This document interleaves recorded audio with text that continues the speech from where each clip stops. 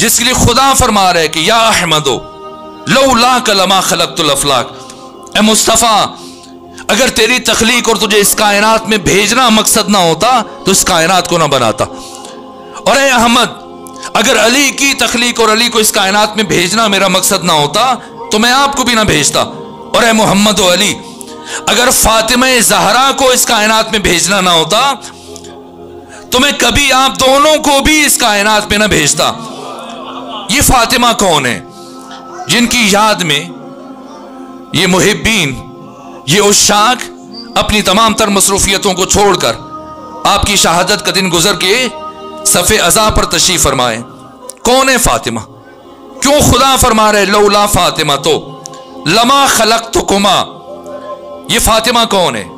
میرے عزیزو ابھی آپ مغرب اور عشاء کی نماز پڑھ کے بیٹھے، میں آج انہی لفظوں پر اپنی گفتگو کو سمیٹ رہا ہوں، ختم کر رہا ہوں۔ یہ 5 نمازیں جتنے بھی محدثین ہیں، سیرت نگار اور تاریخ نویس، طبقات ابن سعد لے لیجئے، تاریخ طبری دے لے، تاریخ اسد الغابہ لے لیجئے، اور باقی جو یعقوبی ہے، مسعودی ہے، ابن عساکر، تاریخ مدینہ و دمشق، اور باقی جو حدیث کی کتابیں، اس دور میں امام ناصر الدین البانی سے پیچھے چلنا شروع ہو جائیے، شمس الدین ذہبی ہیں، ابن حجر اسقلانی ہیں، سیاہ ستہ کے، یا جو بھی حتی سیرت کی جو سب سے پہلی کتاب لکھی گئی سیرت ابن اسحاق، سیرت ابن حشام، سب نے لکھا ہو، کسی نے اختلاف نہیں کیا کہ مکہ میں ان 5 نمازوں کی رکعتوں کی تعداد کیا تھی؟ کون ہے؟ فاطمہ۔ بس آج تمہید استوار ہو جائے اور کل سے یہاں سے بات آگے بڑھے گی۔ کتنی تھی ان 5 نمازوں کی رکعتوں کی تعداد؟ جی نہیں، جی 17 نہیں تھی۔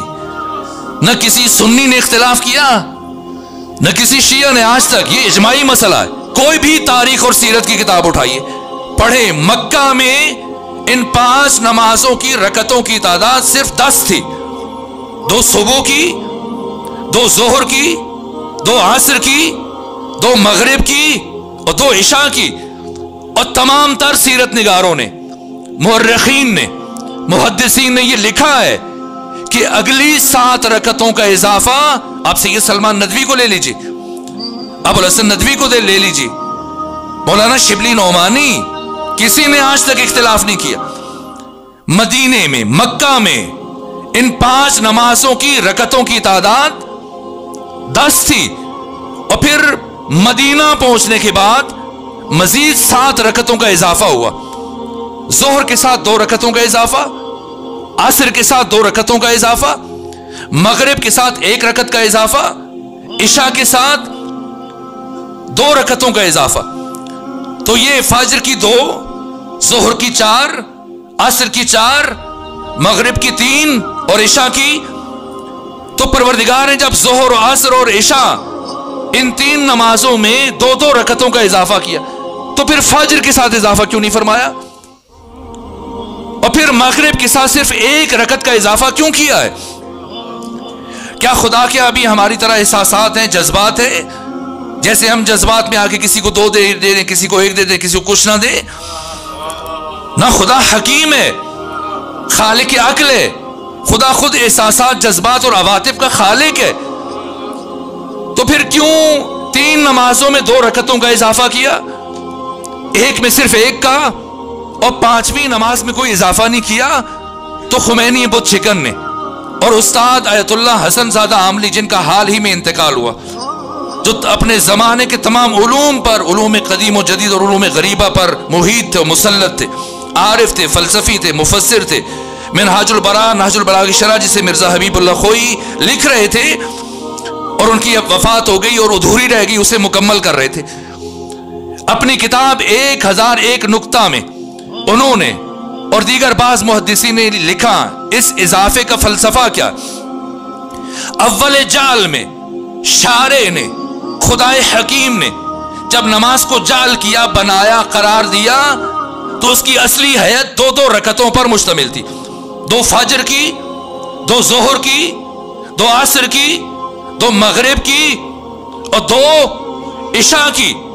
پھر مکہ پہنچنے کے بعد، مدینہ پہنچنے کے بعد 7 مزید رکعتوں کا اضافہ کیا، जोहर के साथ 2, असर के साथ 2, इशा के साथ 2, मगरिब के साथ 1 और फजर के साथ कोई इजाफा नहीं किया। तो लिखा खुमैनी बुत शिकन ने और आयतुल्लाह हसन ज़ादा आमरी जैसी बरजस्ता शख्सियतों ने कि ये जो अल्लाह ने मदीना में पहुंचने के बाद जोहर की सबसे पहले जो नमाज फर्ज हुई, कौन सी नमाज है? नमाज जोहर। ये जो 2 रकतें बाद में इजाफा हुई, ये एजाज मुस्तफ़ा में, ये एहतराम रिसालत में, ये खत्मी मर्तबत के नूर की तजल्ली का मजहर है। और एजाज मुस्तफ़ा में हक ताला ने बशर पर ये 2 रकतें वाजिब करार दी। बंदगी अल्लाह की है, नमाज अल्लाह की है, लेकिन एजाज मुस्तफ़ा में। और आसर की दूसरी 2 रकतें एजाज मुर्तजा में, और मगरिब की 1 रकत एजाज फातिमा में, और इशा की 2 रकतें ये एजाज इमाम हसन मुज्तबा में, और फजर की हैं ही 2। यानी खुदा बशर को मुतवज्जे कर रहा है कि जो कुछ खुदा का है सब हुसैन का है, और जो हुसैन का है सब खुदा का है।